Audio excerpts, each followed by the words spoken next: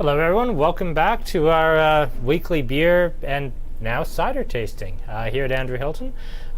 We've had a really neat week where we've had a lot of really good feedback back about the ciders. This has actually been our best-selling event in about 3 weeks now, so thank you all very much for that.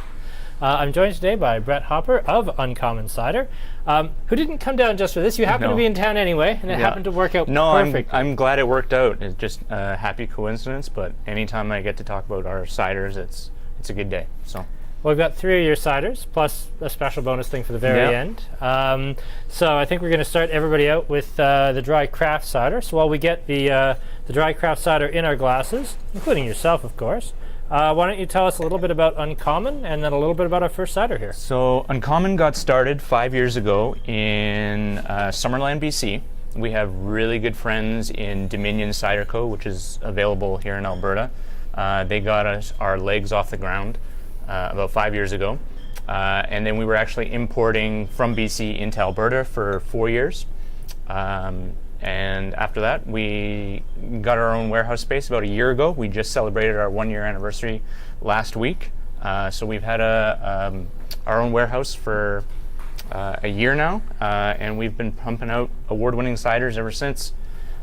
This dry craft cider, though, uses 8 different varieties of BC tree fruit. It takes 3 months in a batch to make.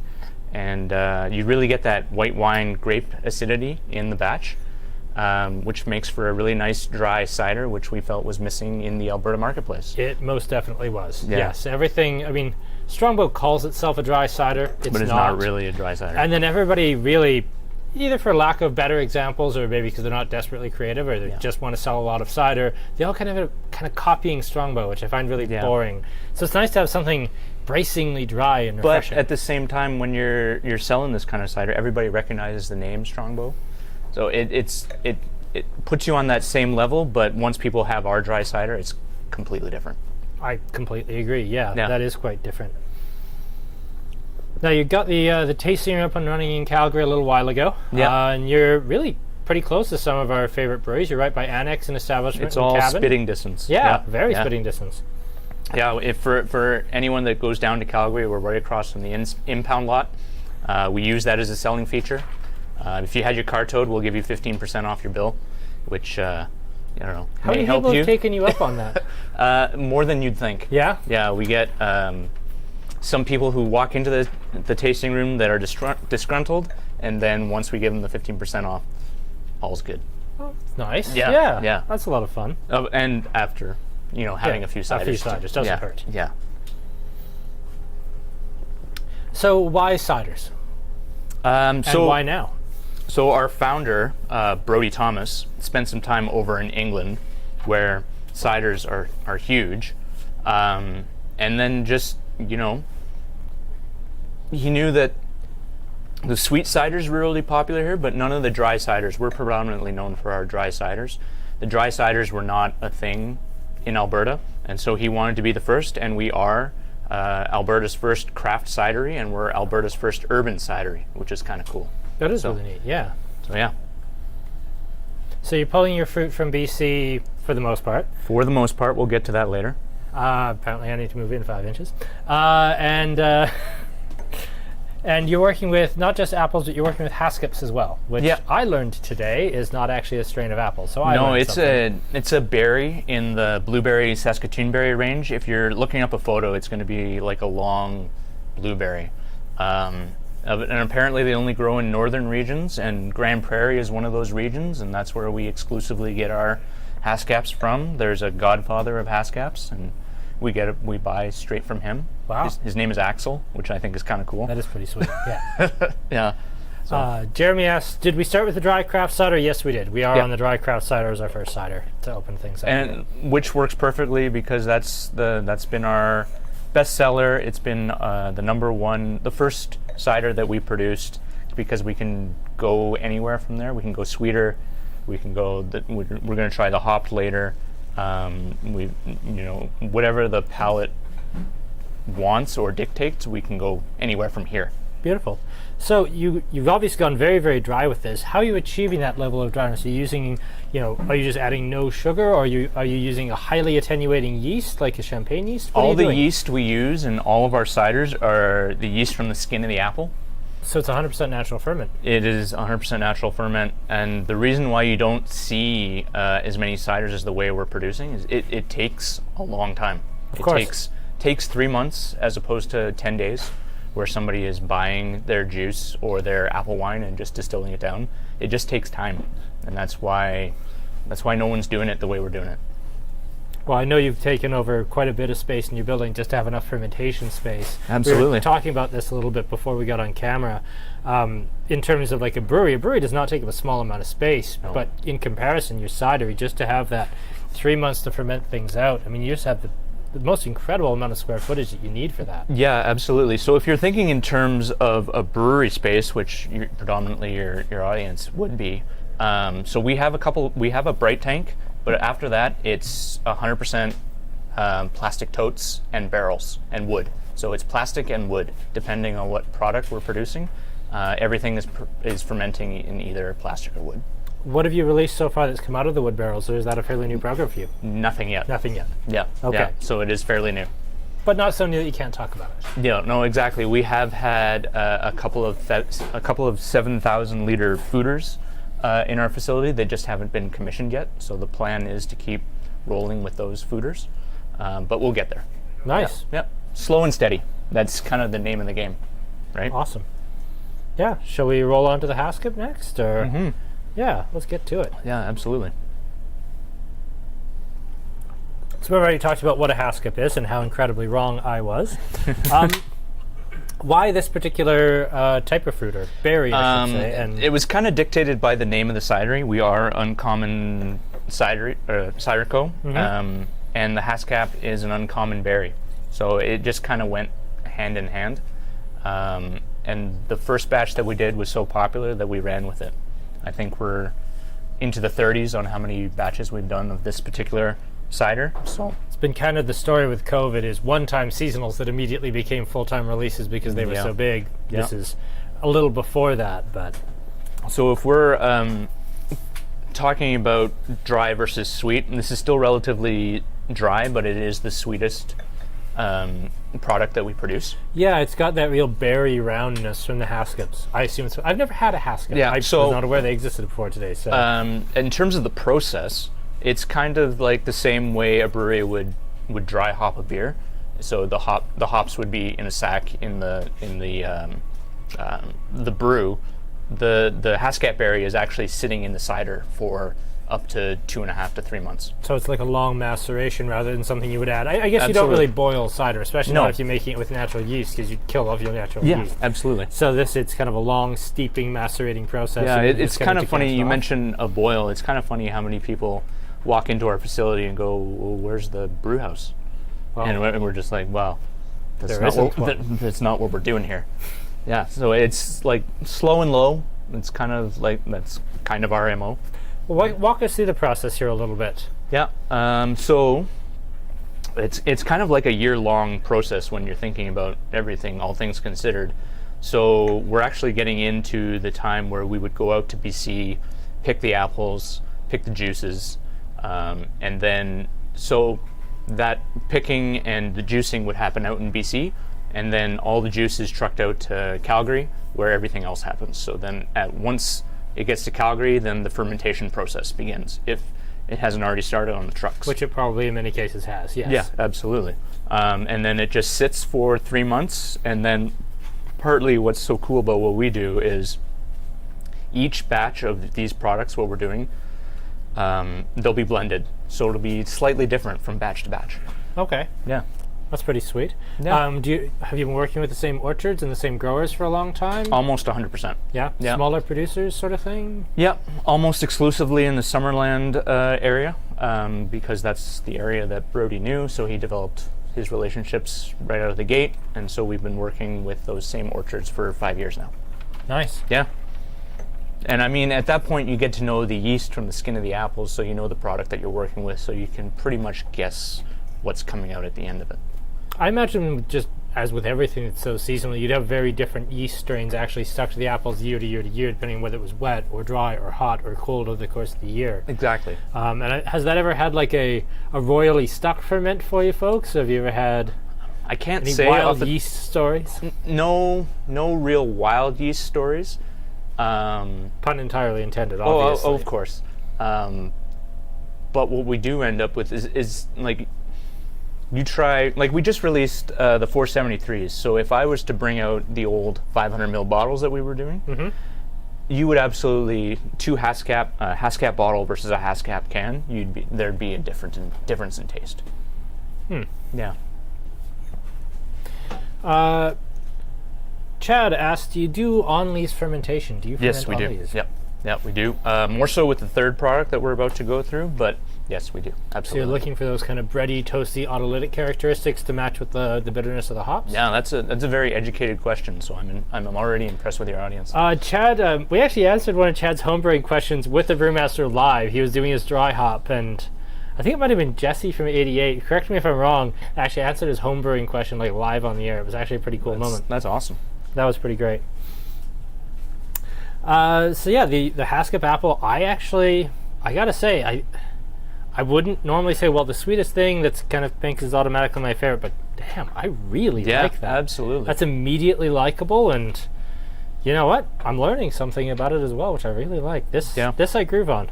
Yeah, this is one where you can sit down and, look at the color, like study it, but have more than one at the same time. Yeah, this is very sessionable. Yeah. Absolutely it is. And I'm surprised at only about 6% Hascap by weight, just how much that comes through. Yeah, absolutely. And has that percentage kind of floated over time, or is it always been about No, the same? so everything that we've done, everything's going to end up being in the 6 to 7% range. That's almost a given in everything that we do, so my background is in beer. Coming from beer, that was the education to me, that like a half decent cider is going to end up in that 6 to 7% range, and there's nothing wrong with that. No, any lower and you're not going to get that nice attenuation for the dryness. Yeah. Any more than that, you risk sharpness or coming off boozy. And you're not going to notice till the morning after. Yeah. Right. Which is kind of okay by me. Well, less so as you get older, though. Yeah. True. And yeah, I do find this really, really refreshing. It was Shane from Blind Men apparently that answered the dry hopping question live on air. Pardon me. If you would. This is our 22nd of these now, Aaron. So you'll forgive me if they run together a little bit sometimes. Yeah. Has it been all beer? It has been all beer except for today. I'm glad to be the first cider. You're the first cider in Beer Week.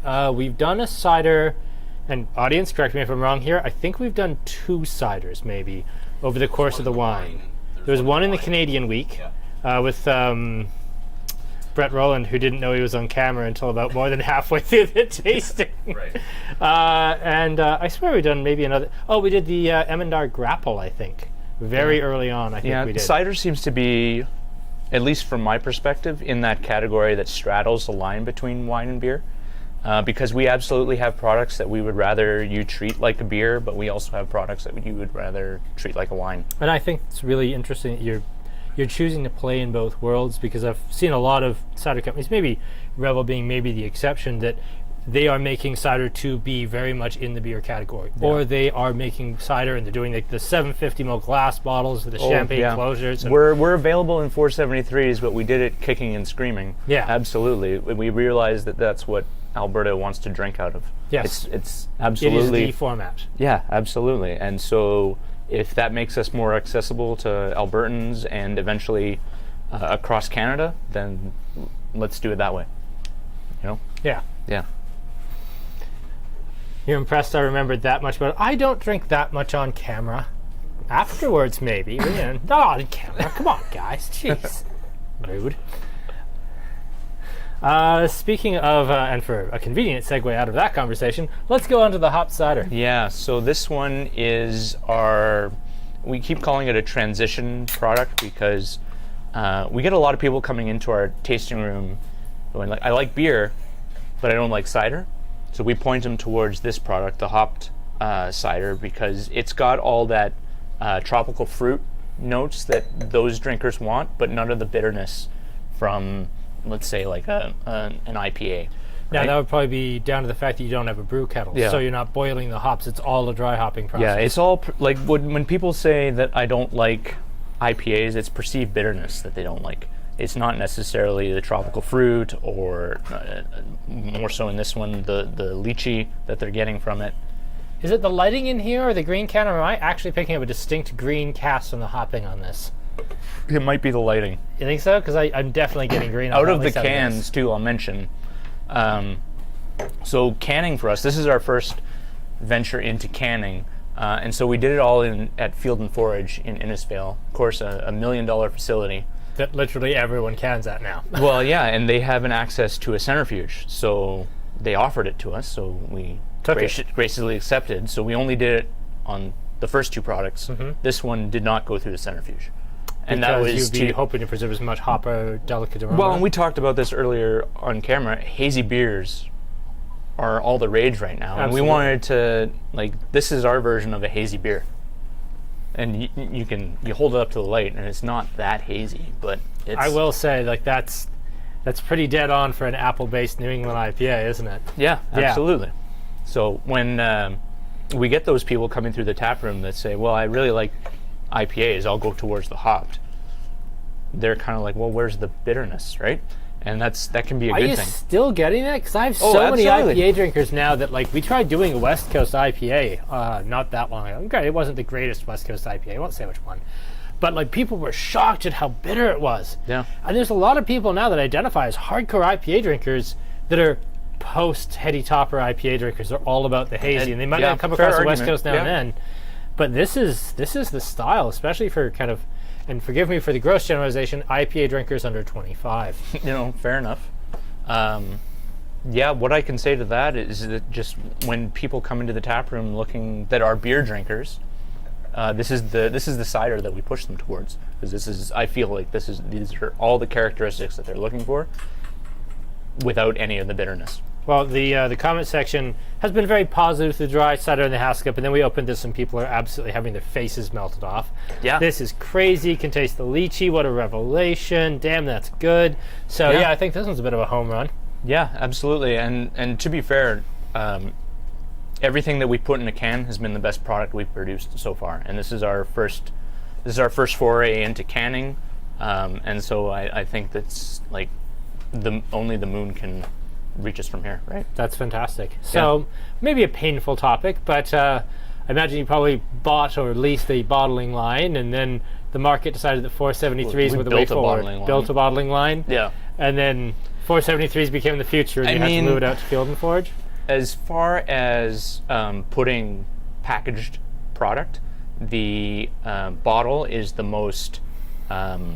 We get the most money back from the bottling product.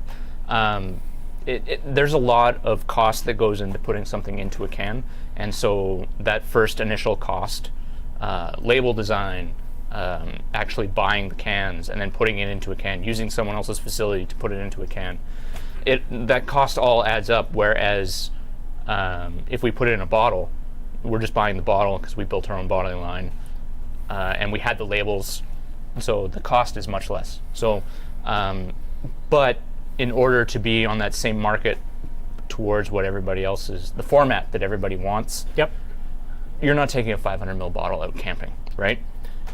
But you're taking this out camping. Have you noticed a sharp uptick in sales? That's a big shit-eating grin I just saw. Yeah, absolutely. So yes. yeah, absolutely. But bottles aren't dead. We are still doing some bottles. Yeah, no, absolutely, and we're going to continue producing stuff in bottles. It's going to be the more special, the more exclusive stuff, but we're going to keep doing bottles too. It's we're trying to evolve with the industry, is what I'm getting at. Yeah, I think that's fair. I like the approach of having kind of your still delicious but more everyday camping trip ciders and in the cans, and then moving to the bottles so you're more special. Eventually, I'd like to be able to sell you a 355 too. So that'd be fun. Yeah, absolutely. Cool. Now I know that this is normally where we would pause and talk about what's upcoming, but we're actually going to do the fourth because we have something very exciting to talk about for a fifth cider. So we'll actually break for coming attractions just in a little minute. So we are going to jump right into the prosthetic conscience from Revel here. What I'll say about Rebel Cider is we're all big fans at Uncommon. We like to do sensory evaluation quite a bit. Take the team and try everything that's out there. Rebel comes up quite a bit. Yeah. So yeah, I haven't actually had this product, but Okay. looking forward to it. Well, we were kind of talking about a little bit of having, the can line as well as the bottle line. For Revel, for us at least here in Alberta, we get the 2 different lines from them. I think they do some draft. I'm not sure they do it here in the province. But we get both the Hibiscus Perry as well as the Farmhouse Cider in the 355 ml cans, which we keep up right up next to the register because they're cheap as chips. But they also bring out some really interesting bottle conditioned and really unique ciders. They actually came out with a lilac cider a couple of weeks ago, which was lightly blue. It was nice. the prettiest darn thing, and it was not cheap. They were, I think, $18, $19 a bottle. We sold the case in like the first 3 days we had it. That's Of crazy. this blue cider from Ontario. And they only brought, I think, 72 bottles to Alberta, and we took a solid third of that. And they also made a dandelion cider, and they apparently have a chamomile in that series as well. So they have these really affordable kind of small cans, and then the more interesting one-off small batch stuff in the glass bottles, Yeah. which I'm sure is a topic we might return to at some point here. Yeah. It seems to be a running theme, actually. It does, doesn't it? Let's jump into the Hibiscus Perry here. So Perrys are pear-based ciders. If you are not doing them in a Strongbow or Magner's style, which is to say very commercially, pear is one of the hardest fruit flavors to nail down because it is a little higher in acid than apples, and it will disappear if you look at it hard. If you push pear at all, if you get it too hot, you get it too cold, you try to ferment it too vigorously, the pear character will just fall apart. It's broadly despised. That's why you never see pear beers. It was surprising to me, but pear does grow in Alberta. Really? I didn't know that. Yeah, absolutely. We have pear trees Do you? in gold gardens. Really? Yeah. We get people. They're small and weird, but they grow. Apparently we get have pear trees in Galt Gardens. Who knew? we get people reaching out to us at the cidery going, "I have these pears. What do I do with them?" Right? And what do you tell them? Donate them to us. Yeah? Yeah, absolutely. We'll use them.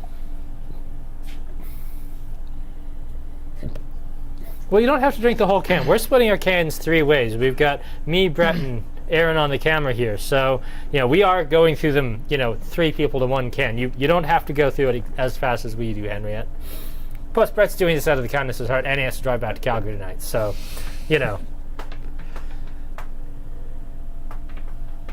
So, in addition to the pear base, this is flavored with hibiscus quite nice. flowers. Yeah. The hibiscus is adding kind of a nice tartness. I always get like a strawberry rhubarb thing off of anything hibiscus. Yeah, you're right.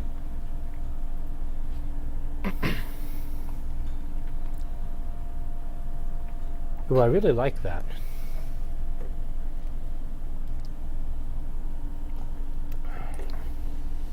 That's really different. Yeah. I noticed that it's a serious kick up in sweetness though compared to yours. There is quite a Yeah. bit more residual sugar.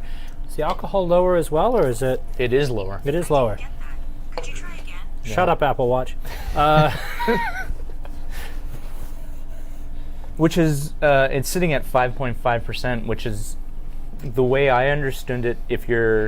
I'm curious as to how they got to 5.5, because the way I understand it, if you're naturally fermenting your ciders, it's almost impossible to go below 6. So I'm wondering how they got to 5.5.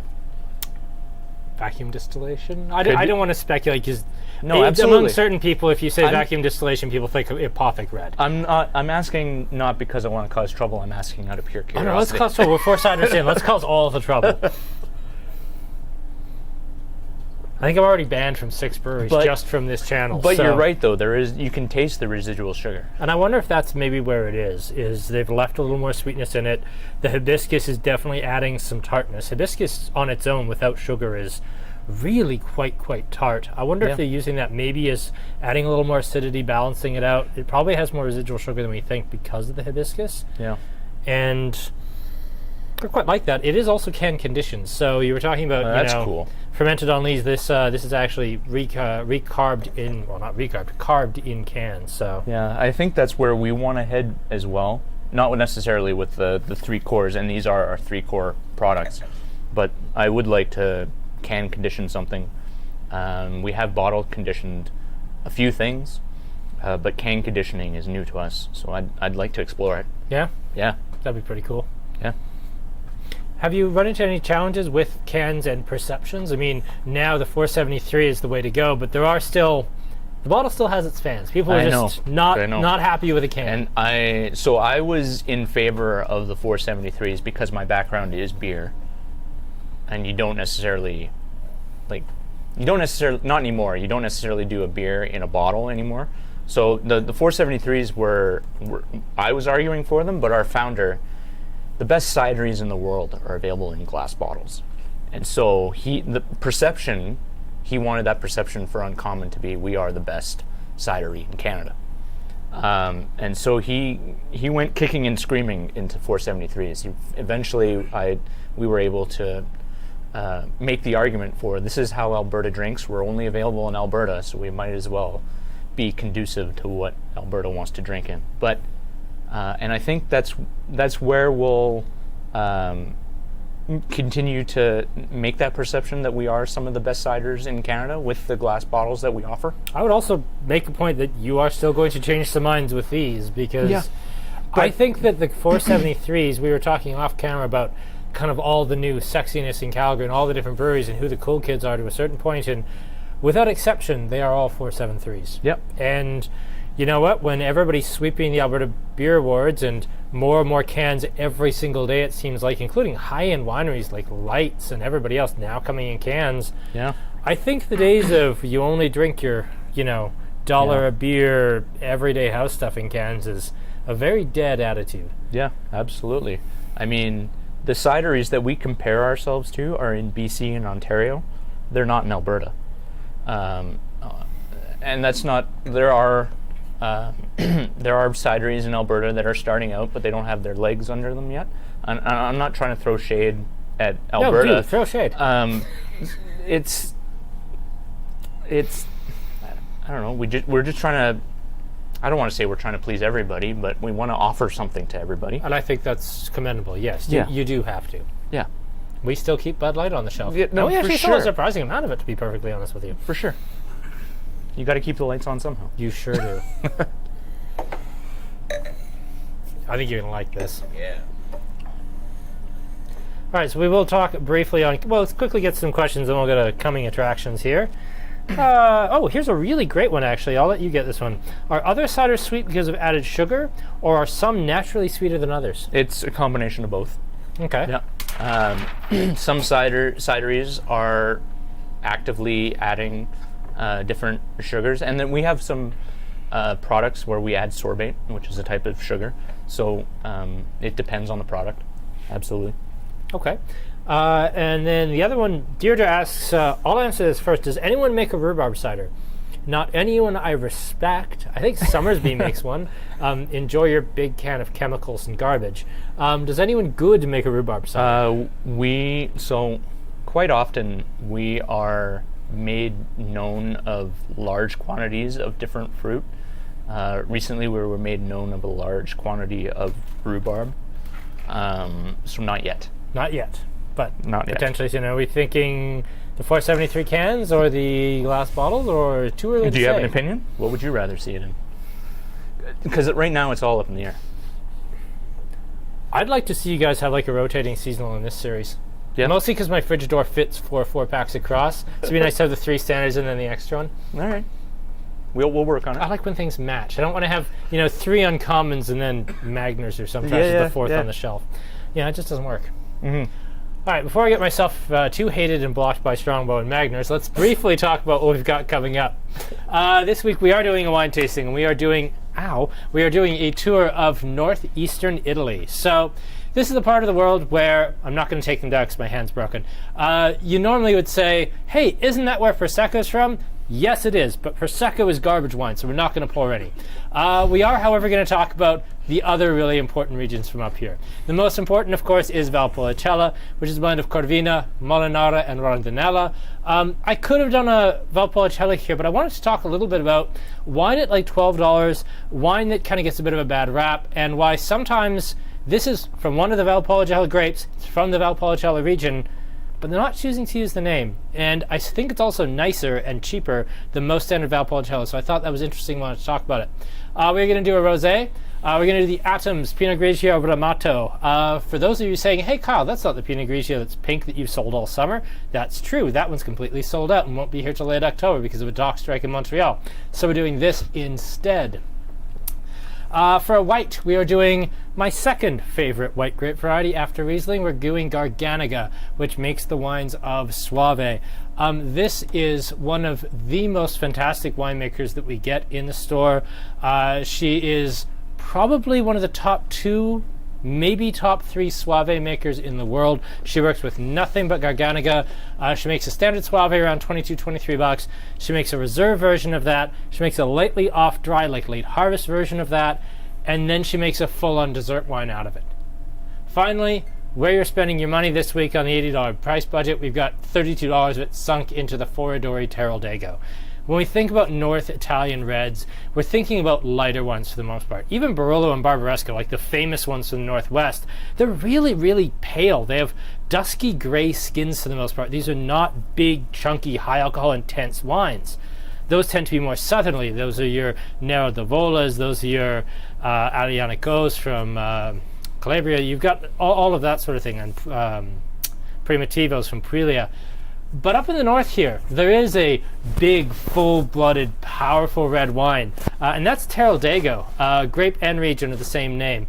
And that's something we really don't talk about at all, and something I really wanted to pour for you, because we not only carry this version, actually up here in the tasting room, we carry the high-end version at about $50, and it's one of the best $50 values in the store. So that's this Friday. We still have a few sets left. I think we have 8 sets left for this one. Beer tasting. Next week we are going with Collective Arts. Now, like Rebel Ciders, these guys are out of Ontario. And, apart from this, no IPAs this week. So we have the audiovisual lager, which uses Pilsner malt and brown rice to add a little more interest to it. We have Jam Up the Mash, which is a dry hopped sour. We have the Stranger Than Fiction Porter, which is just a really classic right down the middle porter. It's something we bring in like every September. We bring in Stranger Than Fiction because it's like $3.95 a can. It's right down the middle classic porter. It's always good, and like the packaging is so dang cool. Like, how good is that? Like, look at that cat with its 3 eyes and things. Fantastic. Finally, in much more disturbing visuals, we have All the Things, which is their literally all the things stout. You've heard of coffee stout, you've heard of vanilla stout, this is just everything stout. So this is milk stout brewed with banana, chocolate, pistachio, vanilla, cardamom, and cream. So it's going to be really, really different than one. I reached out to the folks at Collective Arts about joining us for that one. I'm hoping that they will, but I haven't heard back yet. So that is coming attractions for this coming Friday, this coming Wednesday. Thank you for bearing with us, Brett. Yeah. Now we have a fifth thing. Now we've kind of danced around the glass bottled cider here, and we do have some of this to sell. So why don't you tell us a little bit about the YYC cider? So every year, in the existence of Uncommon, we've done a fruit drive for Calgary. And what that means is that, so it started out as a way to mitigate how the food bank can't actually go into people's backyards and pick fruit and use that fruit. But we're not the food bank, so we can actually do that, or people can donate fruit to us. And it started out as a larger, let's give back to what Calgary has given us, which is a means to distribute our cider. So let's take all the fruit that Calgary has to offer, turn that into a cider, and release it and give a portion back to the Calgary Food Bank. So it's kind of like this cyclical thing where it is Calgary's first product where everything is picked, juiced, fermented, and bottled in Calgary. And yeah, it's a way for us to give back to the community that's given us so much. Nice. And the reason why we want to open it here is because eventually we'll want to open this up province-wide. And people in Lethbridge have found out about this project and have donated us fruit. So there is some Lethbridge in this as well. That's fantastic. Yeah, Yeah. absolutely. So this is obviously not 2020s. You're making 2020s right now. This has been aging for 2 years. Yeah, so this is the 2018 Yeah. YYC cider. Yeah, so the 2017 and then 2019 are not too far behind. Yeah, Sorry, the 2017 isn't out yet? it is not. No, Really? that's been in our back pocket for a while. No kidding. Yeah. Yes. So and I think we're going to release it. Next will be 2019 and then 2017. So what's with the 2017? Why is it taking so long? Personal choice. It's not ready yet. in your No, opinion. exactly. Brody is like most head brew makers, head cider makers, head wine makers. He's a bit of a genius, and he has his reasons, and this is part of his reasons for releasing the 2017 later. Yeah. So yeah. That was what was actually bringing you to Lethbridge today, was to bring us our 2 cases of this. Absolutely. Yes. So this is exclusive to you for the foreseeable future. Yeah, which is exciting. Yeah, Cheers to that. absolutely. Cheers. Yeah. So And this is one we talked about it earlier. Treat it like a wine. This is one we want you to treat like a wine. walk us through it, like our wine tasting notes here. What are we tasting in the YYC cider? What 2018 grows vintage? predominantly in Calgary is crab apples, and if you don't know, crab apples are pretty tart, so that's what's going to jump out right away. But once you breathe it in and take it for what it's worth, you start to get into that fruit leather territory, Definitely the fruit which leather, yes. which is cool for us. So, yeah, absolutely. I get leather. The first thing I got right off the first notes of the nose was like mushrooms. Yeah. And like clean straw mushrooms or button mushrooms, which I found really surprising. Yeah. Now, I believe it was Chad asked us earlier about lees aging. I noticed that this is obviously unfiltered. We've got some sediment in the bottle of this. Yep. I assume some of that would just be a little bit of leftover apple. Is this lees aged and re-fermented in bottle? Yep. Absolutely. eh? Yep. Yep. This is as you say, re-fermented in bottle.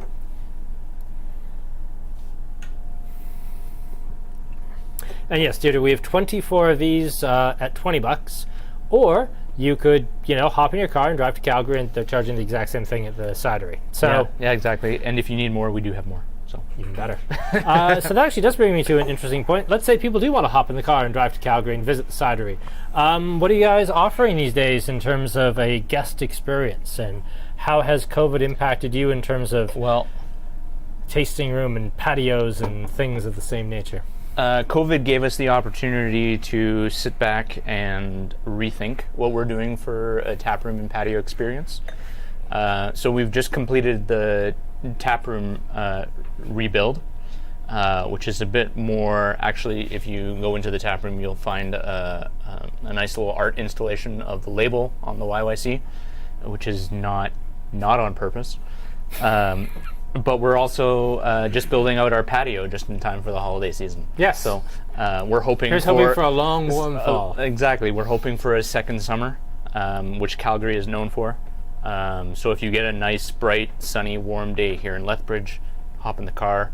It won't be that much cooler in Calgary. I assume that you're buying out the city in patio heaters then. Yeah. Yeah. Well, we'll get there.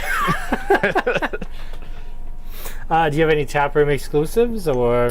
So any given time at the taproom, we will have 9 ciders on, which is kind of new to Calgary, because the Calgary taproom experience as a whole has been breweries, and so they have one gluten-free option. We have 9 gluten-free options, right? And so we're bringing in those. The beer crowd is what we want. We want those beer drinkers. We have a blackberry cider. We have a passion fruit guava cider. We have a gin infused cider. Different flavors for different people, right? Just showing people that cider is not just Okanagan. It's not just Strongbow, right? The cheap stuff you get at the bottom rack, right? So it's been fun to watch people go, I didn't realize cider could be this. I had a bit of a moment with that with the hop cider. We all split a can when it came in, and I'd had it like a mouthful with the other two ciders before it and a couple of beers after it, because it was, after work staff beers and we were all trying things, but between 6 beers you might get a full can sort of thing. Yeah. I was absolutely blown away at having a full can of it. It was quite something. Yeah, absolutely. And so I can't remember if I described the process.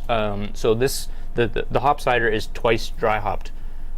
Dry hopping means something different to beer than it does for cider. Our dry hopping process lasts months. It doesn't last hours. Really? Yeah, absolutely. Do go on. Tell me more.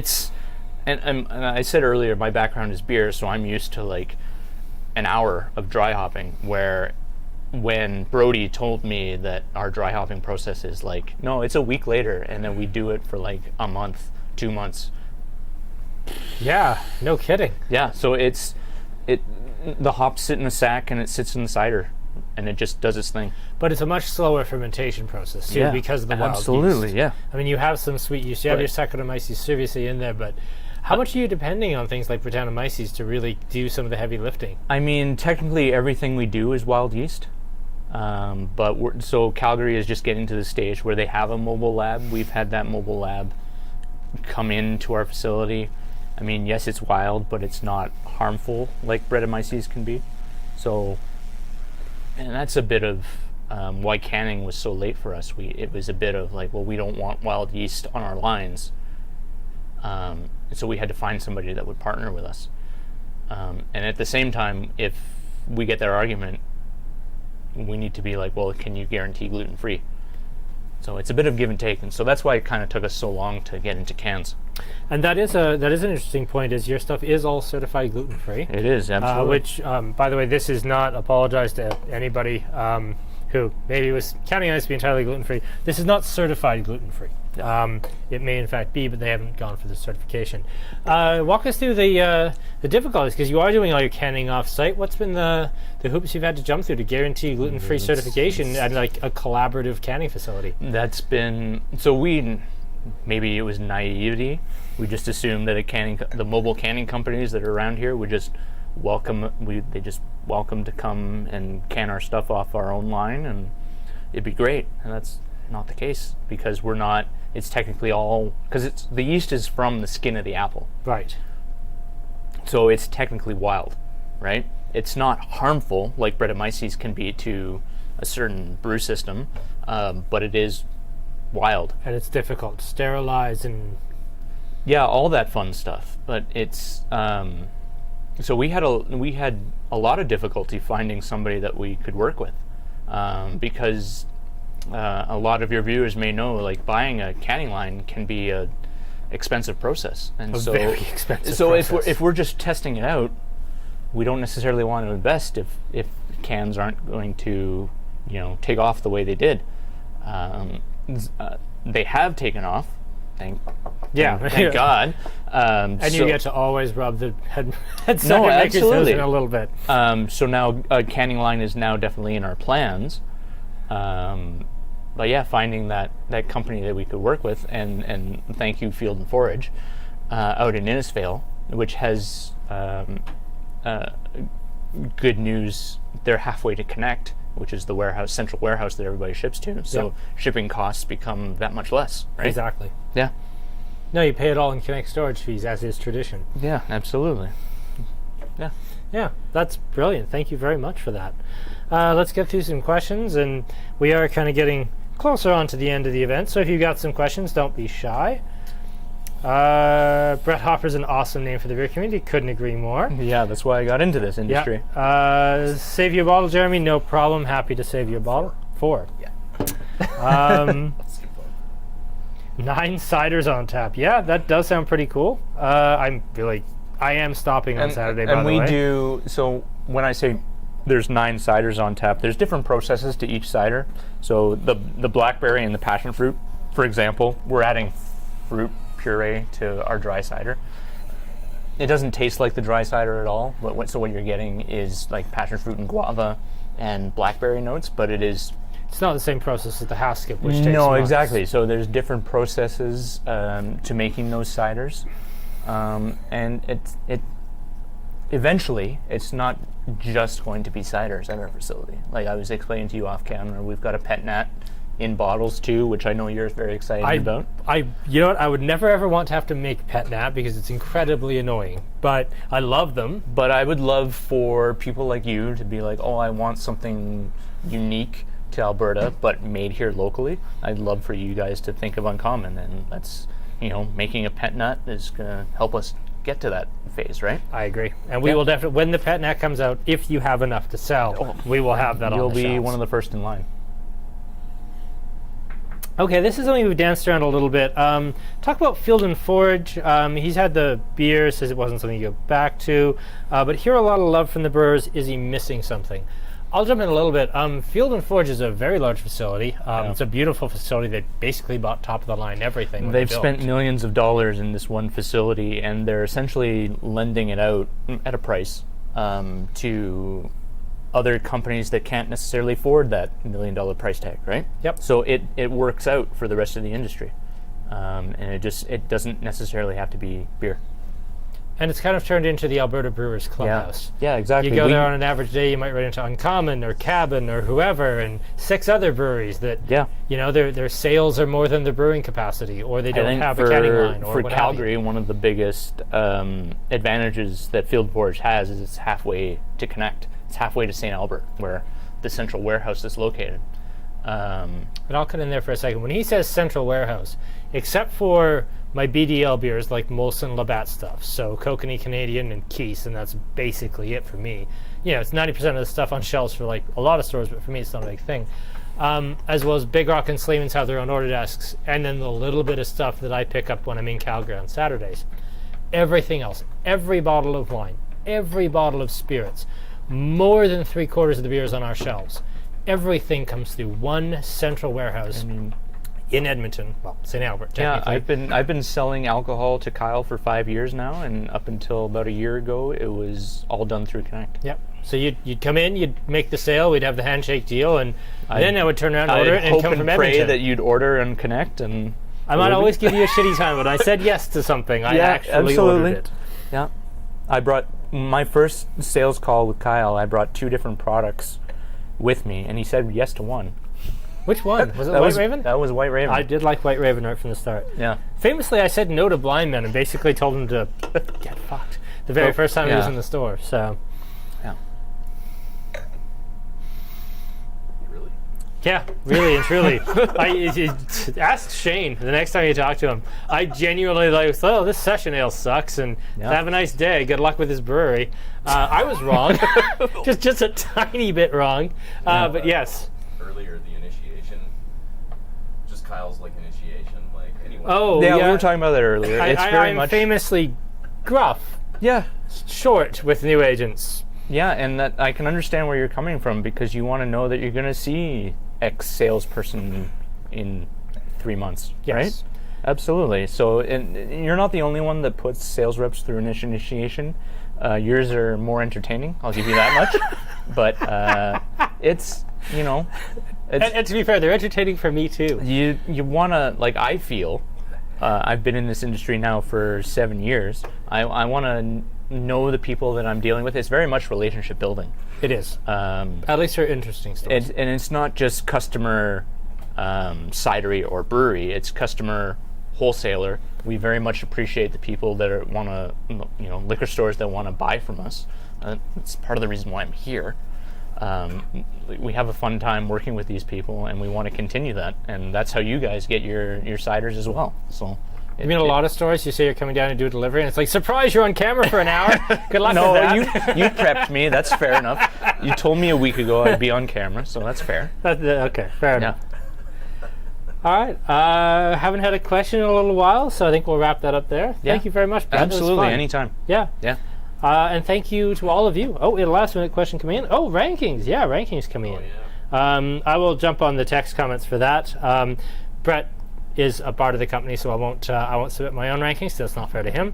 But yeah, I encourage you to make your own rankings and do that in the comments. But I want to thank Brett, and I want to thank all of you for joining us. For those of you into the wine scene, I will see you this Friday for our Northeast Italy tasting, and next week for Collective Arts.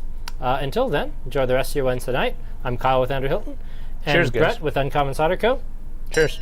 Have a wonderful evening and good night.